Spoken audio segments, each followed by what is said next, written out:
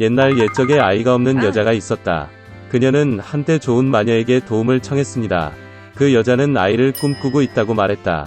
마법사는 그녀에게 씨앗을 주었고 그것을 화분에 심으라고 명령했습니다. 그 여인은 매우 기뻤고 노파에게 감사하고 집으로 돌아갔습니다. 집에서 그녀는 씨앗을 심고 물을 주고 참을성 있게 기다리기 시작했습니다. 곧 튤립처럼 크고 멋진 꽃이 화분에서 자랐습니다. 꽃잎이 열리자 안에 작은 소녀가 있었습니다. 그녀는 1인치도 안 되는 아주 작았습니다. 따라서 여자는 엄지 공주라고 불렀습니다. 어느 날 밤 엄지 공주가 잠이 들었을 때 축축하고 못생긴 거대한 두꺼비가 집 창문 위로 올라갔습니다. 그녀는 잠자는 소녀를 붙잡고 서둘러 늪으로 갔다. 두꺼비는 못생긴 아들을 아름다운 썸벌리나와 결혼하기로 결정했습니다.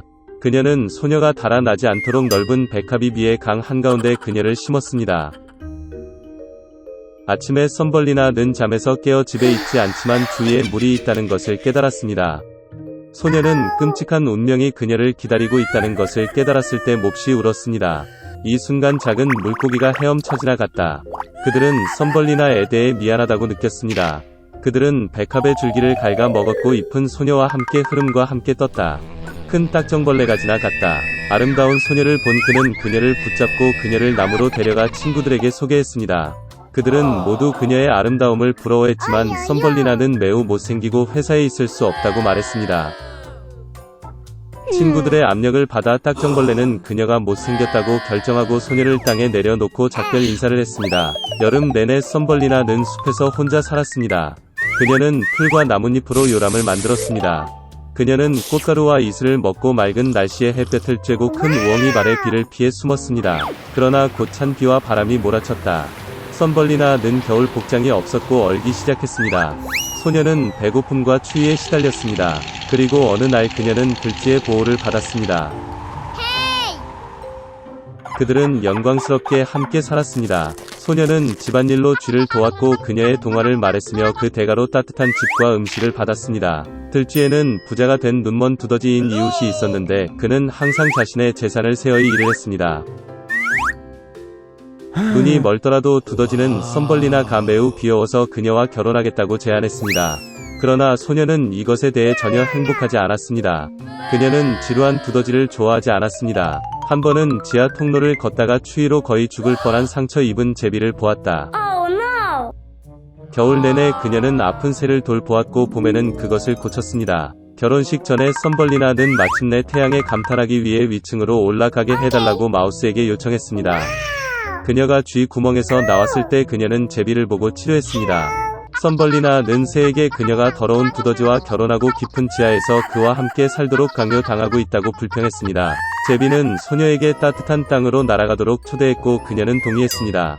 그녀는 재빨리 쥐에게 작별 인사를 하고 제비 위로 올라갔고 그들은 날아갔습니다. 멋진 나라에 도착한 썸벌리나는 아름다운 꽃이 가득한 거대한 초원을 보았습니다. 그녀는 자신이 살기에 가장 아름다운 꽃을 선택했습니다. 갑자기 그녀는 꽃에서 날개 많이 는 그녀와 같은 작은 남자를 보았다. 엘프의 왕이었습니다. 그리고 엘프는 모든 꽃에 살았습니다. 아름다운 엘프는 자신만큼 작고 아름다운 소녀를 본 적이 없습니다. 그는 즉시 썸벌리나와 사랑에 빠졌고 그녀를 그의 아내, 즉 엘프의 여왕이자 꽃의 여왕이 되도록 초대했습니다. 그녀의 모든 모험 끝에 소녀는 매력적인 왕자의 제안을 듣고 기뻤습니다. 그녀는 행복하게 동의했습니다. 엘프는 엄지 공주를 손으로 잡았고 동시에 두 개의 날개가 그녀 뒤에 나타났습니다. 이제 그녀는 엘프의 여왕이 되었습니다. 그 이후로 그들은 행복하게 살았습니다. 오래전에 가난한 사람인 알리바바는 먼 동부나라에서 아내 제이나 그와 함께 살았습니다. 그는 열심히 일하여 생계를 꾸렸습니다. 그는 숲에서 나무를 자르고 시장에 팔았습니다. 일하는 동안 알리바바는 기병 전체가 자신을 향해 질주하는 것을 발견했습니다. 두려움 때문에 그는 나무에 올라 단풍 속에 숨었습니다. 기수들은 나무 아래에서 멈추고 말해서 금으로 가득 찬 자루를 제거했습니다. 외눈박이 하산 족장이 이끄는 정확히 40명이었다. 알리바바는 즉시 그들이 먹이와 함께 돌아온 강도들이라고 추측했습니다. 알리바바가 공포에 떨고 있는 동안 족장은 근처의 바위에 다가가 주문을 속삭였습니다. 갑자기 풀로 자란 눈에 띄지 않는 철문이 바위에서 열렸습니다. 강도들은 동굴에 들어가서 훔친 금을 모두 숨겼고 빈 가방을 가지고 숲으로 돌아왔습니다. 강도가 없는지 확인한 후 알리바바는 나무에서 내려왔습니다. 그는 비밀의 문으로 가서 족장에게서 들은 주문을 속삭였다. 문이 열렸다. 알리바바는 금, 은, 값비싼 천과 다이아몬드로 가득 찬 거대한 동굴을 보았습니다. 알리바바는 주위를 둘러보더니 주머니 2개를 움켜잡고 당나귀 위에 싣고 집으로 달려갔습니다. 아내에게 돌아온 알리바바는 그녀에게 금 자루를 보여주었습니다. 그에 기뻐하면서 그들은 동전을 세기 시작했습니다. 그러나 동전이 너무 많았기 때문에 부부는 성공하지 못했습니다. 돈은 특별한 컵으로 측정해야 했지만 가난한 알리바바에게는 없었습니다. 그런 다음 지너브는 알리바바의 부자인 카심에게서 컵을 받기로 결정했습니다. 카심 자신은 호기심에 불타버렸습니다. 그는 거지 알리바바가 금을 위해 계량컵이 필요한 이유를 이해할 수 없었습니다. 따라서 그는 배우자가 정확히 무엇을 측정할지 알아내기 위해 그릇 바닥에 꿀을 묻혔습니다. 알리바바가 그릇을 돌려보냈을 때 카심은 금화가 바닥에 꿀에 달라붙는 것을 발견했습니다. 그는 알리바바가 자신에게 불을 숨기고 있다는 것을 깨달았습니다. 그런 다음 카심은 그의 형제에게 와서 알리바바가 모든 진실을 말하지 않으면 왕에게 알리겠다고 위협했습니다. 겁에 질린 알리바바는 카심에게 강도, 동굴 및 비밀의 문을 여는 주문에 대해 이야기했습니다. 아침에 카심은 10마리의 당나귀를 데리고 동굴로 향했습니다. 주문을 발동한 후 그는 안으로 들어갔다. 태시의 엄청난 분은 카심의 머리를 돌렸습니다. 그는 금과 보석 사이에서 오랫동안 춤을 추며 가방을 동전으로 채웠다. 문 밖에서 갑자기 발굽 소리가 들렸다. 강도들이 돌아왔습니다. 카심은 금 자루 뒤에 숨으려고 했지만 강도들은 그를 찾아 묶고 납치했습니다. 외눈박이 족장은 카심이 동굴의 은닉처에 대해 아는 유일한 사람이 아니라는 것을 즉시 깨달았습니다. 그런 다음 강도는 도시로 가서 특정 알리바바가 이전에 가난한 사람이었고 이제 갑자기 부자가 되었다는 것을 알게 되었습니다. 레터먼은 알리바바 집을 따라가서 밤에 와서 복수하기 위해 검은 십자가로 문을 표시했습니다. 저녁이 되자 알리바바의 아내는 당나귀에게 물을 주기 위해 정원으로 나갔습니다.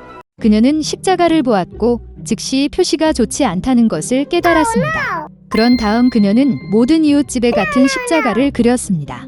밤이 되자 강도들은 돌아와서 모든 문이 검은색 십자가로 표시되어 있는 것을 보았습니다.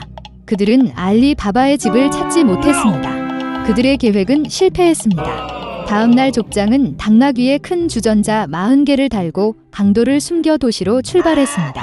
바자회에서 그는 버터를 파는 척했고 그는 다시 알리바바를 추적했다. 어두워지자 족장은 알리바바의 집을 두드렸다.